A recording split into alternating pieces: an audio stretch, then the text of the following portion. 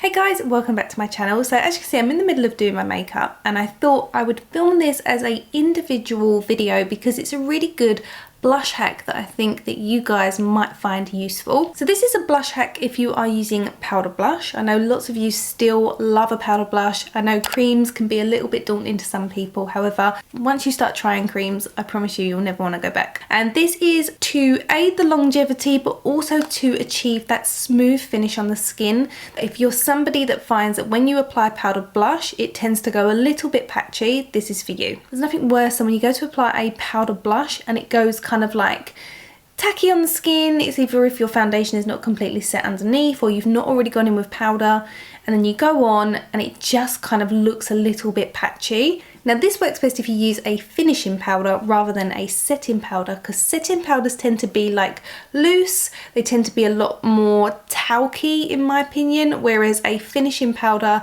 is a lot more finely milled. It comes in a compact usually. For ease, I'm going to be using a blush palette that has a finishing powder already in there, but you can use this with any powder blush and any finishing powder. My preference is the one by Charlotte Tilbury just because I absolutely love it. I use it in my professional kit, my personal kit, and it's the one I recommend to everybody. So that is my recommendation and I will link it below for you, but any blush will work. This is a Charlotte Tilbury palette. This isn't available anymore, but it's my favourite and I keep it stored just in my personal kit in my drawer. So that's why I'm going to reach for this one today. This is also something you can do with your bronzer. It doesn't just have to be blush. However, I find a bronzer is made to kind of like warm your skin up. It's meant to make your skin look a little bit darker. If you kind of dilute it with the finishing powder, it will look ever so slightly less intense. So I'm going to use a soft brush to apply it. This one today is by Refa and this is the number 4 brush. It's so soft. One of my favourite brushes has always been this one by Zoeva. So I've applied my foundation, I've applied my concealer, and I've applied a little bit of bronzer just around the circumference of my face. I've applied a tiny amount of finishing powder through the centre, but this area here only has my foundation and bronzer on top. So technically it could still go a little bit patchy because it's not been set with a powder, it's just got a bit of bronzer over the top. You could of course apply your finishing powder then your blush, but I feel like this just makes your blush look that much more seamless. We're going to take our brush, we're going to dip it into our blush, and then we're also going to dip it into our finishing powder. So you could also pick up your compact and swipe it round. I haven't found that the blush is causing any issues with the actual compact.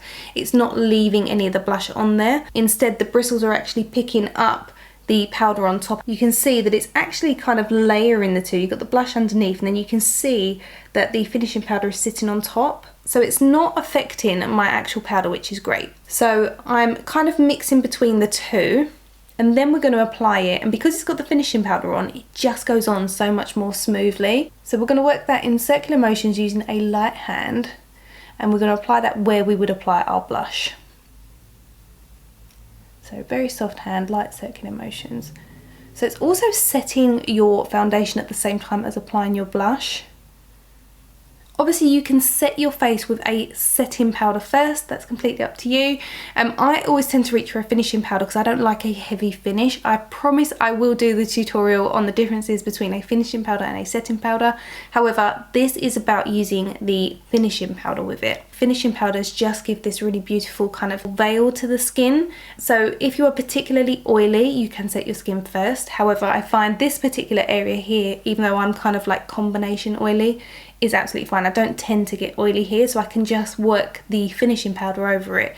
If you want to set the centre of your face with a setting powder, go ahead and do so.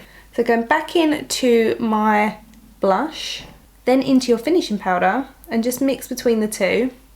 You can tap off the excess, and then again, very light hand, and just buff that onto the skin where you want to apply your blush. Take a makeup sponge that was previously damp, so it's not wet, but it's still kind of cold to the touch, and just press that on top, and you'll see that it just presses it into the skin and makes it look seamless. You can also go in with a little bit more finishing powder over the top, and it will take down a little bit of colour. Now I've purposely gone a little bit heavier just so you guys can actually see it. I've not finished my makeup yet, so the blush will look a lot more blushy until I've got my eye makeup done. And that gives you the most seamless looking powder blush in the world. I love this trick. Let me know if you try it. I would love to know what you think, if it works for you, if you find it helpful, if you find that blush has been a problem for you in the past that goes a little bit patchy. Even if your blush doesn't tend to go patchy, give this a try because it's a really nice way to kind of lock it in place and keep that blush there for longer. I hope you love this super duper quick hack. Thank you so much for watching. Please give the tutorial a thumbs up if you enjoyed it because it really does help with the algorithm. Come follow me outside of YouTube over on Instagram for more tips, tricks and hacks and more behind the scenes of my life. And I will see you on Sunday with a full face tutorial. Bye guys!